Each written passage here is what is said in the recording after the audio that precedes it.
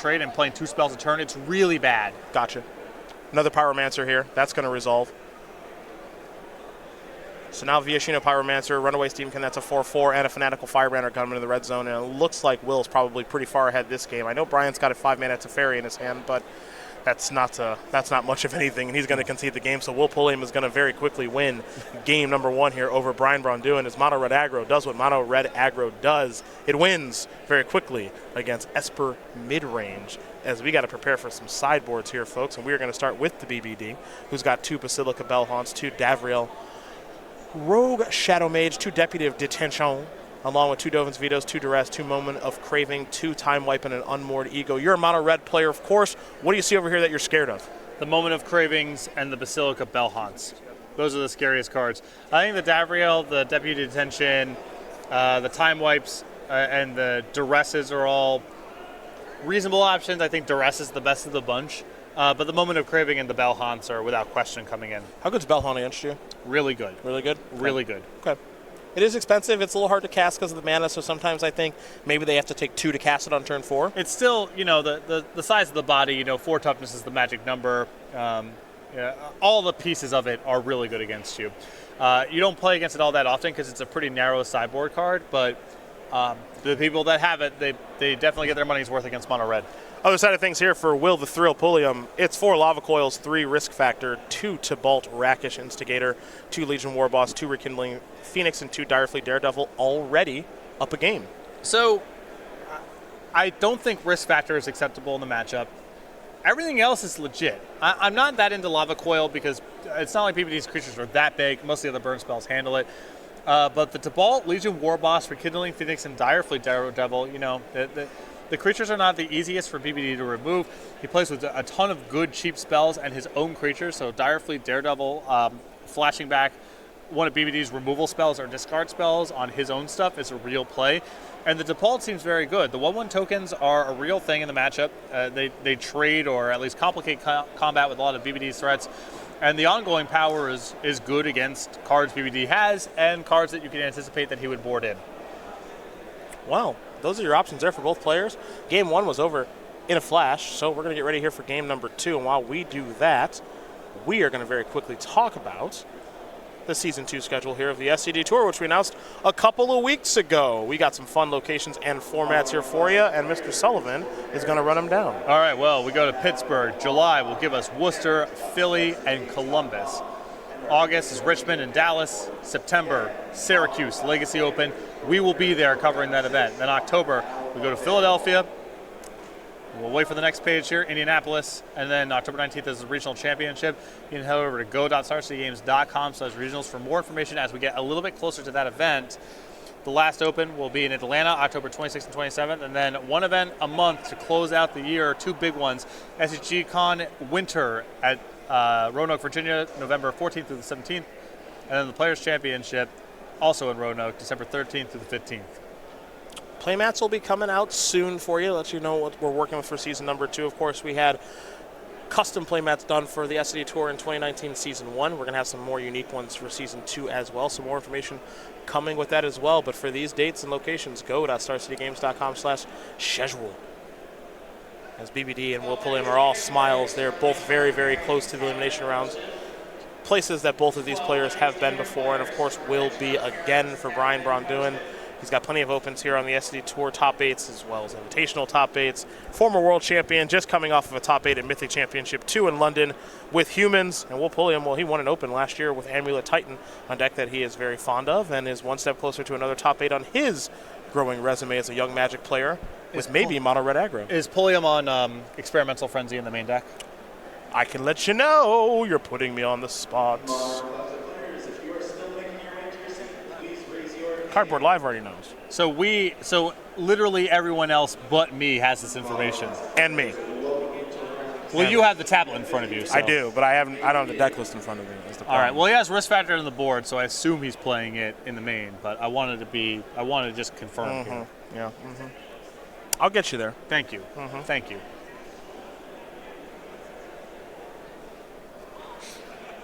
Eventually. I'm not doing it quickly.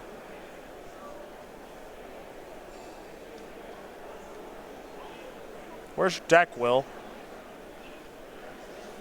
He's got to have it in his main deck, man. 0 for 2. I'm not good at tablets. This is embarrassing. I know it is. The viewers at home cannot see I'm glad they can't see this because I'm struggling. So tech savvy, social media guru, just with it, all the new tech. And oh no, I was wrong. It's Chandra. 4 main deck Chandra, Fire Artesian.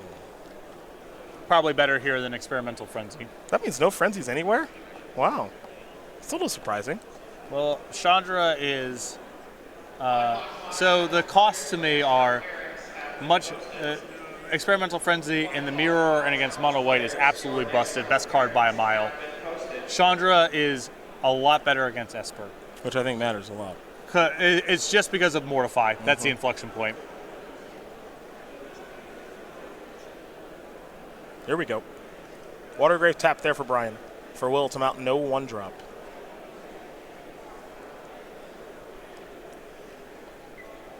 It's a Godless Shrine there for Brian. Then enters the battlefield tapped. We're heading back over to Will. He's got a mountain. He got a 2-drop? Got a 1-drop. G2 Lava Runner. I wonder if that was his draw step. Still got it. I can figure out people's draw steps.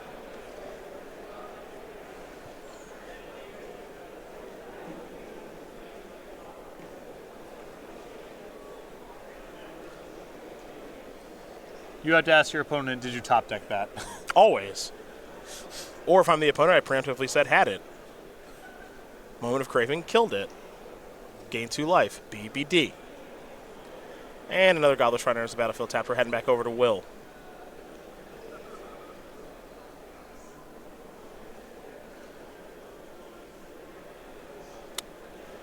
All right, that's gone for good. That's not exciting, though. No 3rd land drop. Still very far away from Chandra if it's in hand. And Brian's going to start casting some haymakers now. Going to start it off with Basilica Bellhaunt. This is not fun to play against. I don't know. It's fun for someone. Risk factor in the graveyard. See, that's like kind of drawing a card. Yeah, I'm not super into bringing in risk factor against the 27 life gain spell deck, but we'll see how it goes. Okay. It's a good discard, at least. here's the Chain Whirler. It's a good discard. It's nice. So positive. You get it back later. Yeah, you're so positive. You know, every spell that BBC plays this game is going to gain life.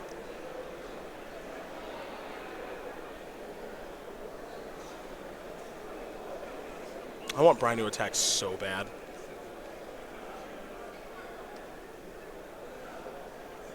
Brian's got to Spark, Hero, Teferis, Plural. I'm just going to pass the turn back after playing the Hero.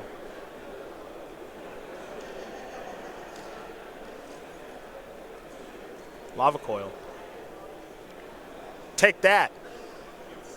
Basilica Bellhaunt, you big jerk. Gone forever. Now clear for takeoff. Take 5. Brian's down to 19. Light up the stage, maybe? All right. It's a nice looking turn. Will's working himself back into this one. Top couple of cards. G2 Lava Runner, Mountain. He hasn't played a land yet this turn. So there's that.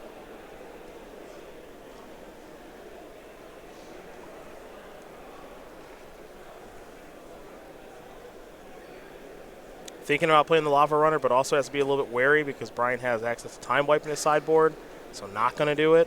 Yeah, right there you got to make a call between being mana efficient and then potentially exposing yourself to a sweeper.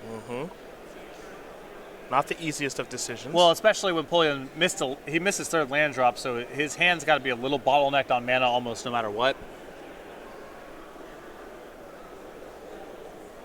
But still decides to play it a little passively. Brian just going to pass the turn back with 4 mana open.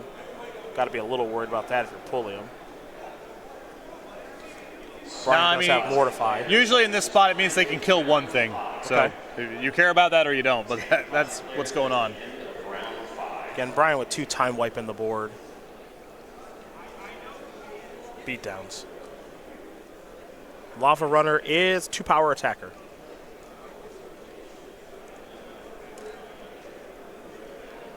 Brian gonna block there. before damage. It'll be a Mortify. Take care of the Chain Whirler. That means Brian will get to make a 1/1 from the hero. First strike damage, take 2. And it looks like the Lava Runner and the hero will trade. That's a pretty favorable exchange for a BBD, I think. But it depends on what Will's follow-up is, which is a Chain Whirler. So that'll clear away the token. Good turn for both players. Yeah, I think so. Everyone's satisfied. Yep. Some stuff happened. Let's go back to Brian.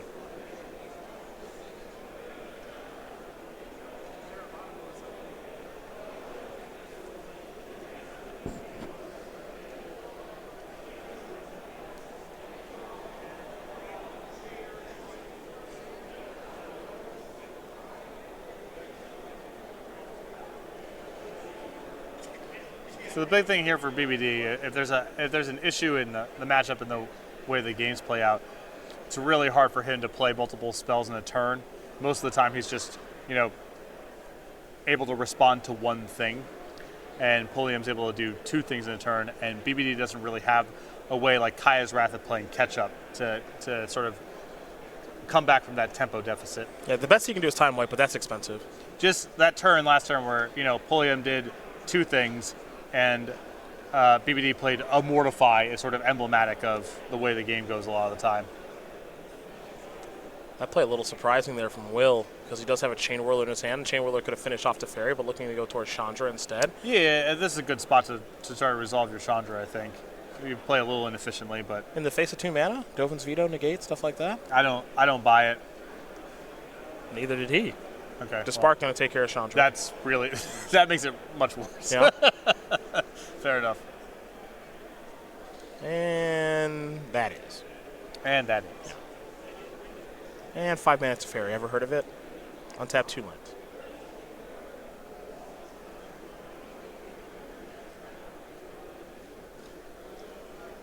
This is a Gear 2 Lava Runner. All right. Removal spell. Timely. Moment of Craving. Very good here. Yep. Find out here if Pulliam has the resources to finish off that ferry. Gotta kill it. Can we play on? Yeah. Gotta kill this thing. I think there's a Lightning Strike in hand. Runaway Steamkin. Following this up with a Lightning Strike would be a pretty good turn. All right, that's good. Yep. Okay. We play on. Another set of good turns for each player. Runaway Steamkin into a 2/2 now, along with the Gate 2 Lava Runner that's also a 2-power creature. So we head back over to BBD.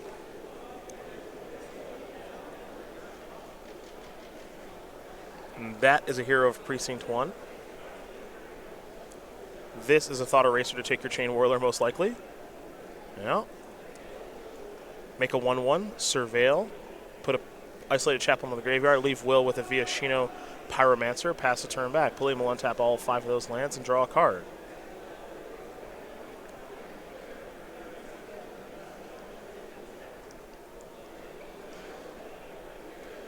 So no matter what the draw step here is, Pulliam at least has the out of play my Viashino Pyromancer and jumpstart the risk factor in the graveyard. Which isn't bad. Not a bad turn. That's the floor. It's at least a lot of damage. Mm-hmm. Pyromancer resolves. Light up the stage is pretty good too. Take a look at the top couple. Chandra, Direfleet Daredevil. Okay. Where does this get us? Yeah, so, interesting here that he can play the Direfleet Daredevil, get the trigger from the Steamkin, and get 3 mana that way, and still be able to cast the Chandra the following turn. So I believe if he wants to, he can Direfleet Daredevil, get the Mortify the Captain.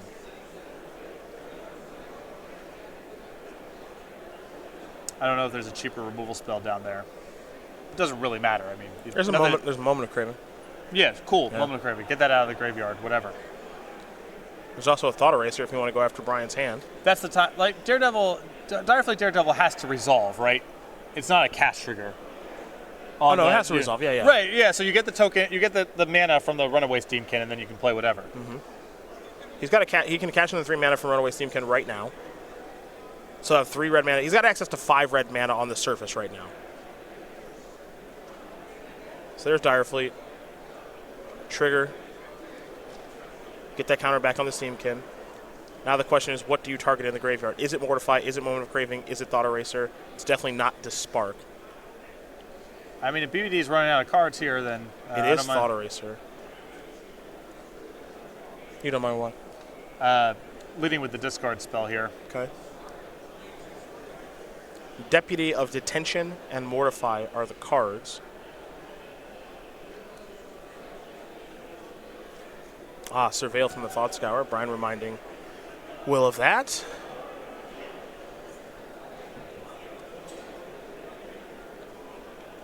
And if BBD wants to trade, 2-2 here for one of the 2-2s. Will's happy, and if BBD wants to take 4, that's fine by Will as well. Mm-hmm. So another good turn for Will Pulliam. Brian with a Mortify in hand, and he'll draw a card.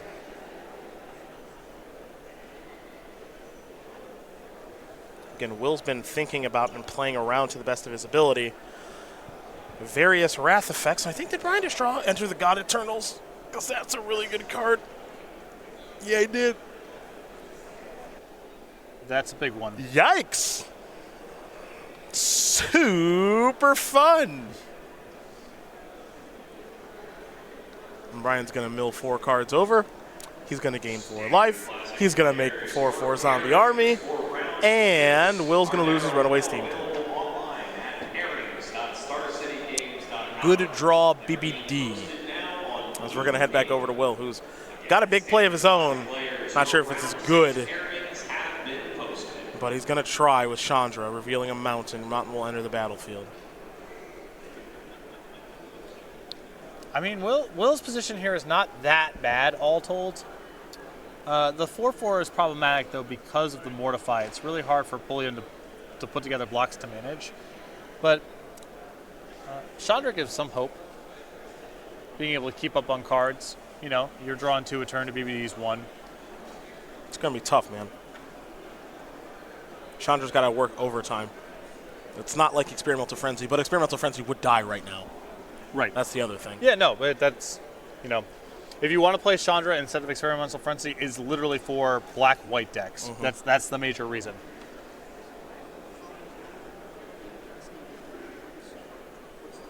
But it's not like BBD is really in a position here to attack the Chandra. He can't effectively kill Chandra, and the act of removing some but not all loyalty is really bad because of the passive. And if Pulliam's drawing 2 cards a turn, you can say, okay, well, I'll chump block the 4/4 and hope to eventually get to 2 cards that take care of it.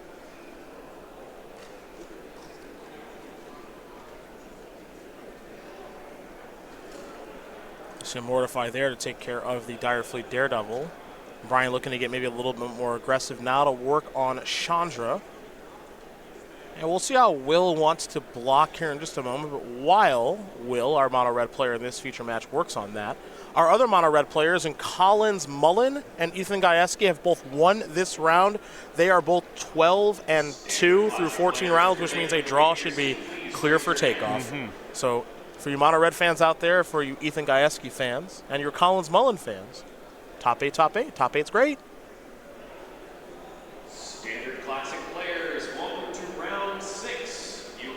Mono red still looking to be a pretty good option. A double block here.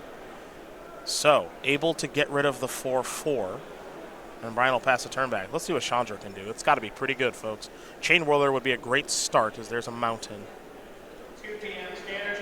Even a shock here would be great. Just to kill the hero? Yeah. Yeah. Any blocker, like really any spell here is going to play. Legion Warboss? Not that. That's like the worst one. That's the one bad one. It's at least something. It's a blocker. It's something. Attack you. Block. Okay, that's a great turn. That's not bad at all. Great turn. Yeah. All right, back to Brian. Haymakers back and forth between these two players. Thought Brian might start to take the lead there with that Enter the God Eternals, but Will is fighting back. And that Chandra is still on the battlefield. Now Brian has a copy of Hostage Taker in hand, so he's not giving up.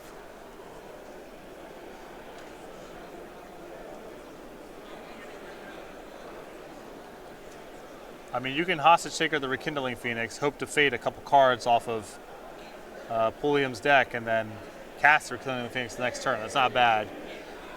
he doesn't have enough mana to take the Legion War Boss and cast all at once here. So if you're going to take something, it might as well be the better of the two, give you the upside of getting that off the battlefield, and also the hope that maybe Will can't kill the next turn. There is a string of cards here that Will can put together. I mean, Chain Whirler is a great start. Killing Hostage Taker, killing Hero. You know, this could end up being a really big turn. Light up the stage. Yeah, there's a bunch of huge hits. Beatdowns. What are we blocking, Patrick? 1-1 or 2-2? You got no cards in your hand. You're working with perfect info. The 2-2. I think I'm walking the 2-2 here. He'll block the 1-1. We'll see if this will come back to bite him or not. Will draw. Plus the Chandra. See how we do. Mountain's not ideal. Gets to play that. He didn't get a great look at what he drew, but he's going to make a Goblin and attack with the Legion War Boss too. Mentor there. So the justification for this attack would be, so one justification is Goblin Chain Whirler. Yep. I don't think PBD can really play around that because it's going to be too bad no matter what. Okay.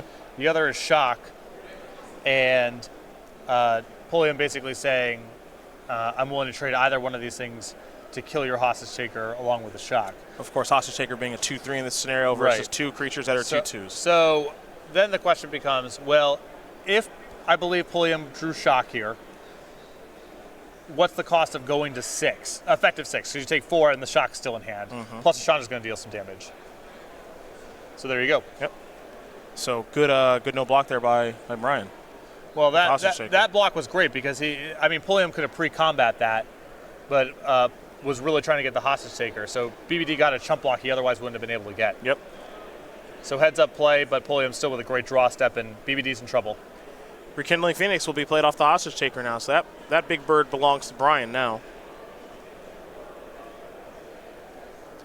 Hollow Fountain tapped. We're going to head back over to Pulliam, who still has a Chandra going here. You can see the difference between Chandra and Experimental Frenzy right now. Yeah, I mean, it's not quite as powerful, but it's in play, and Experimental Frenzy would not have been. Legion War Boss. Lava Coil. Boy, that's huge. Perfect draw. That is huge there for Will Pulliam. Make a Goblin. Actually, let's make 2 of them. Pardon me. 2 Legion War Bosses out here. Might be time to get busy. It's not like PBD can attack back very effectively, so even if you lose a Goblin or even a Legion War Boss, it's not that big of a deal. I mean, if you make the straight-up blocks of Hostage Taker in front of Legion War Boss and 2-2 in front of 1-1, you fall to 2 against a Chandra. Very hard to wiggle your way out of that. Mono Red looking good. If Will Pulliam wins this game, that's 3 Mono Red in top 8? Confirmed, yeah. Yeah. Mono Red looking good. And for you Simic Nexus fans out there, most played deck in day number 2 of competition, it's not like that's a good matchup. So things are getting a little interesting here in Richmond.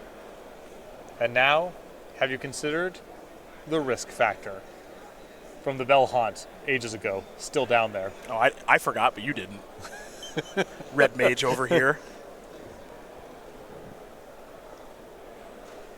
Brian reaching for mana already.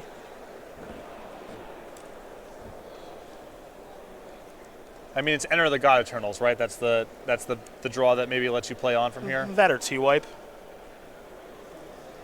I don't think that's going to be good enough in the face of the Chandra. Well, that's step 1. Yep. That's not bad.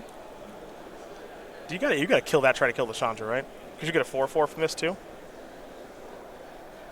Mill 4.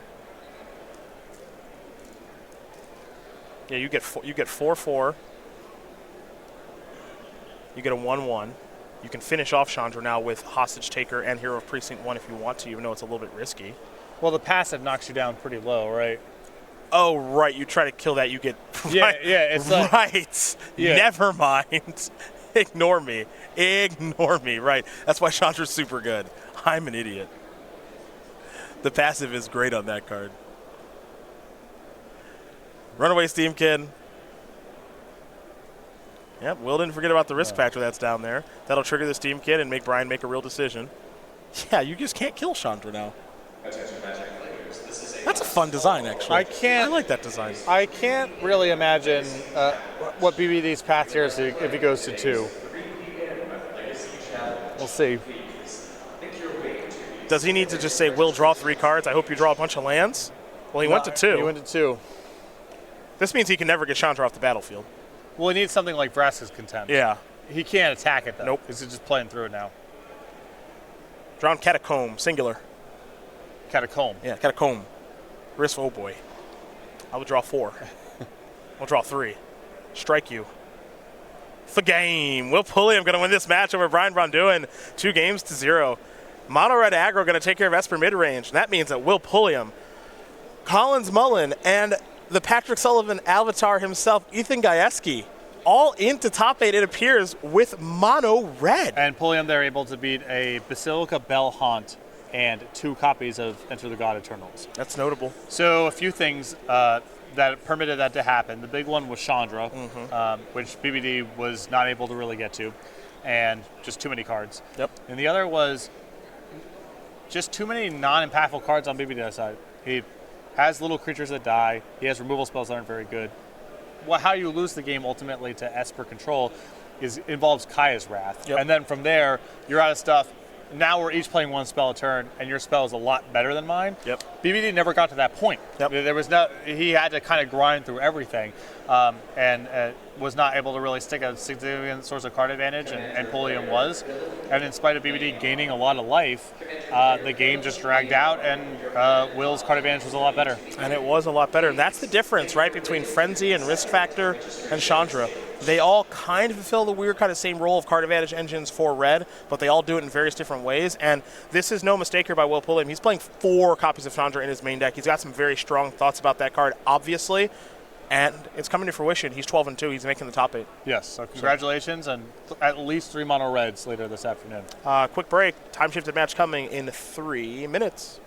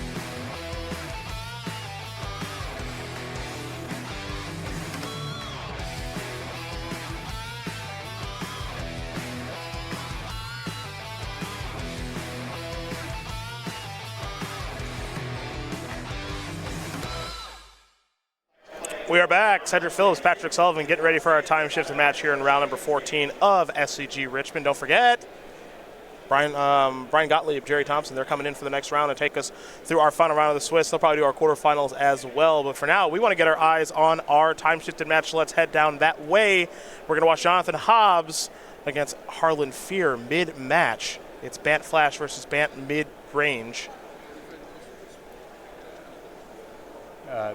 Okay. We're going with Bant mid. Bant mid. For this one. Maybe the range will fill in later. I don't know. Either way, Hobbs' flash deck has been tricky all weekend. And this is a Vivian. Your favorite card. Shows up, does nothing, dies. All my favorites.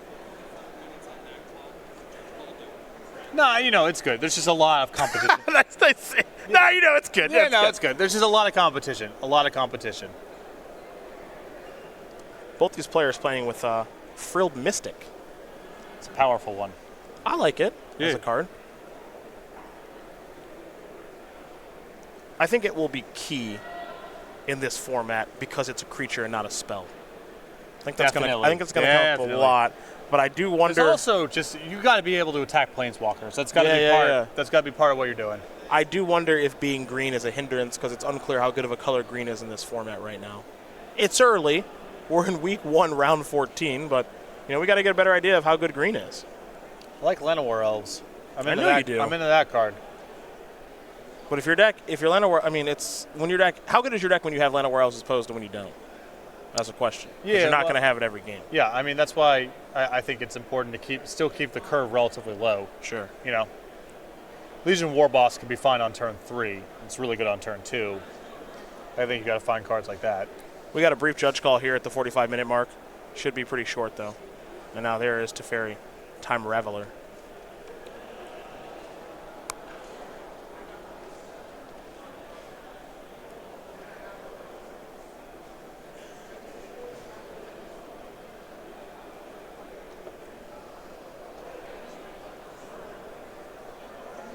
Harlan's still waiting patiently here. All right, Frilled Mystic. Frilled Mystic, you back. So Teferi's in.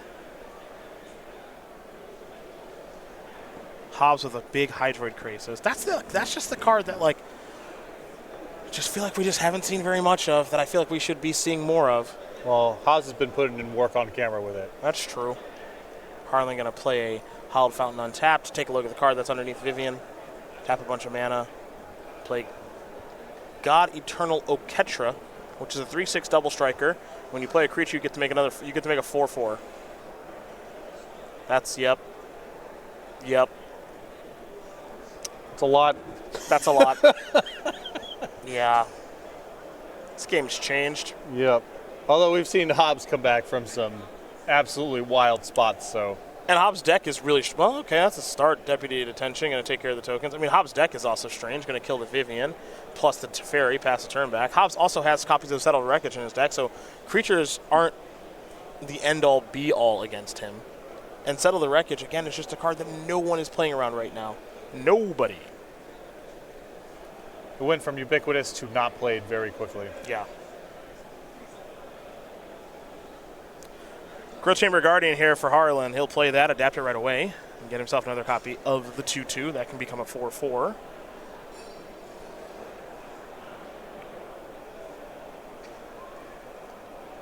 And Harlan here with plenty of leftovers. Oh. In the event of some sort of sweeper here. Angel of Grace there from Hobbs. I mean, he's got Harlan on a one-turner here.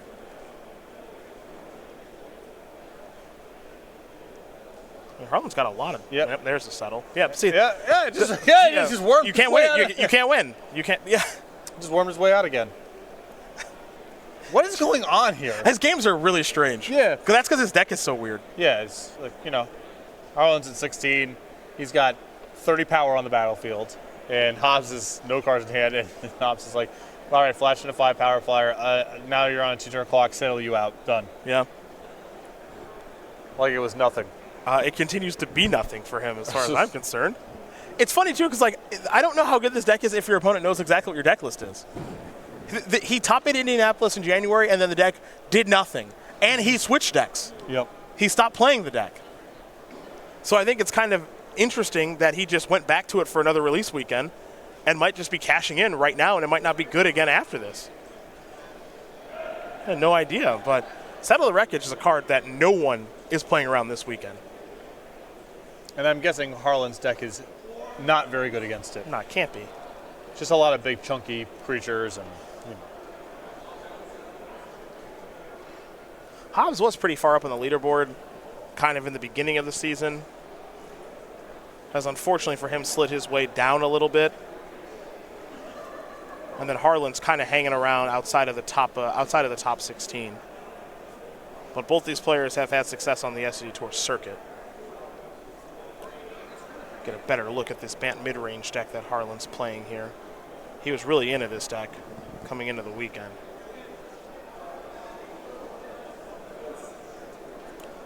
He's got a lot of creatures, unsurprisingly, to go along with his Teferi Time Revelers, and he's playing 4 Vivian, Champion of the Wilds. So he's super into this card. He's super into God Eternal Oketra, which he has 3 copies of, and then 2 Shall I, Voice of Plenty, which conveniently does beat Settle the Wreckage. So that matters. Sideboard, he's got a Deputy Attention, a Knight of Autumn, 3 Baffling Ends, 2 Disdainful Strokes, 2 Dovin's Veto, 2 Lyra Dawnbringer, 2 Vivian Reed, 2 Time Wipe. So a pretty diversified sideboard for a Bant deck. I like the Deputy Attention here, but I wouldn't be messing around with too much of the stuff. The reactive card, I know I've been repeating myself a lot on this, but the reactive cards, the play only on the opposing turn cards against decks with Teferi, I'm not into it. Well, I think it's pretty important to drive that point home, even though you've been mentioning it a lot this weekend, because I think that's a real thing. I do. Where it warps gameplay so much that you have to lean into the fact that it warps things so much and change what you're doing. That effect on a Planeswalker is really good. I remember it on old 5-mana Teferi and how good it was. Yeah. The 3/4 from, what was that, Time Spiral? Time Spiral. But just the terminates and counter spells were so much better back then. But yeah, I mean, that effect was extremely good. And you couldn't attack Teferi down. Yeah, it's true. Llanowar Elves to start here for Harlan. Hollowed Fountain into Incubation Druid and an attack for 1. So he's got a little bit of mana acceleration, and we'll see what he's able to accelerate into as we head back over to Jay Hobbs, who's got just a lone Temple Garden at the moment. And now a Baffling End to take care of the Incubation Druid. Baffling End, of course, exiles, and if you remove the Baffling End, you'll get a 3/3 dinosaur, not your creature back, a la Oblivion Ring and so many others. Hydroid Krasis here for 2. Means that Harlan Fear will gain a life and draw a card. We'll head back over to Mr. Hobbs. And Shaw. You ready for that movie? What movie? Yeah, I knew it. You disgust me. What movie? Hobbs and Shaw. I have no idea what that is. I know. It is Hobbs is The Rock. Shaw is Jason Statham. These are fast. This is a Fast and Furious spin-off. Okay. So are we going day 1, or what are we doing? We live in very different cities. I would come to Denver to watch that with you, because you would hate it so much. Okay. The whole time you would be mad. So I don't really know who the people are who you just rattled off. I know The Rock. Jason Statham? No. Really? I recognize that as the name of a famous person. English? I think he's English actor. Yeah, English actor. There's a lot of those. That doesn't help that much. Doesn't help that much. He's like an action hero. Okay. Do you know who Idris Elba is? He was in The Wire, right? Yeah. Okay, yeah. He's the bad guy. That's Stringer Bell, right? That sounds right to me, yeah. Okay, then Yeah. yes. Okay. Yeah, so let's talk about that. Those are your 3 main people. If that's not getting your ticket, nothing is. I don't know if that's true because I have paid money to go see other movies without those people winning. Harlan a little behind in this game, but he's going to take care of the Teferi Time Raffler. Growth Chamber Guardians, plural, Llanowar Elves, and we'll go back over to Jay Hobbs. Deputy Attention appears to be the draw step. Here come Couple of creatures. That is a Time Warp. Pick up Hero of Precinct 1. It would make a token. Time Warp will wipe away the token, and Hobbs will pass the turn back with 2 mana, which leads me to believe he has some sort of counter spell that cannot counter that. Hero of Precinct 1. Growth Spiral. Make a token. Play a land. What is this? Deputy Attention. Take care of the Oketra. Pass the turn back. Not a bad exchange. Deputy Attention. Kill that. Get this back. Follow up. Creature. Make a bigger creature. Your turn. Hobbs is out of cards. Growth Chamber Guardian and the creature Oketra Maid will attack. I want to make sure I know exactly what Oketra makes here, folks. That's a new one. They are 4/4 black zombie warrior creature tokens with vigilance, because I guess it's a white god making. If you want to make zombies off of a mono white card, you kind of got to give it at least some sort of white You gotta give 'em a keyword. vigilance thing. Yeah, something. Otherwise, how is the card white at all? I think lifelink would be a little lame though. Maybe. Well, it's just so. I don't think the game's very interesting to play once you have a million lifelinkers. Yeah, sure. Like, something that's nice about Oketra is, obviously it's overwhelming. There's tons of spots where it shows up and you're just dead, especially in draft. But it's like, no, your flyer's good. If you have a flyer, if you have a flyer, you can keep going. It doesn't block the creature with flying, and it's not like the life they're getting is going to invalidate your flyer either. You can actually play through it. Should your flyer be good when Oketra in the picture has a picture of a bow and arrow? Different question. Should your flyer be good then? Maybe Oketra should have flying and not double strike. What do you think about that? I'm pretty sure that's a bow and arrow in the picture of Oketra, by the way. I'm pretty confident in that. Yeah. Gonna have to get a flavor judge in here. Where's Ben? Is Ben Stark still here? He's a flavor judge. I'm gonna build Will Pulliam's list back in the room once I'm done with the league I'm in. You got a lot of mono red to choose from after this. I know. Weekend. I gotta finish up my league and then I can rebuild the deck. Still 2-0. 3-1. Oh, ooh, got 2 games in, huh? During my break, yeah, I got through. I lost a very close one to Esper. Probably sideboarded bad. Brought in the Cindervines. I get it. I don't have any green mana in my deck. And then I won against a Jund aggro deck. What's in a Jund aggro deck? The problem for my opponent was Blood Crypt and Overgrown Tomb. Those deal too? Those were part of my opponent's deck. The cards that I saw were Growth Chamber Guardian, the Slipfire Walker, the new red flag. Dreadhorde Butcher. Yeah, Dreadhorde Butcher. The 1/3 that when it attacks you can replay a spell with cost equal to or less than its power. Dreadhorde Arcanist. Yeah, my opponent comboed that card with Shock. That's tough. Gruul Spellbreaker was in there. Okay, that's big-ish. And that was kind of it. And then they died, is what it sounds like to me. They did die. Yeah. That's what I'm gathering from this conversation is your opponent died. Good on ya. Yeah. Good on you, Mono Red Mage. So that was great. Game 3. Jonathan Hobbs, Harlan Fear, both 10-3. Winner of this moves on to 11-3. And with a win the following round, in round 15, which Brian G and Jerry T will be bringing to you, could, with good breakers, make top 8, but not a guarantee. But 3-1 that's the sixth sweat in the league. Because that gap in prizes is intense. Tell the truth, have you ever 5-0 league before? I have. No. They don't post my deck lists. I don't know if I'm blackballed or something. No. But I don't know. No one's ever 5-0 league. Yeah, I know. No one. A lot of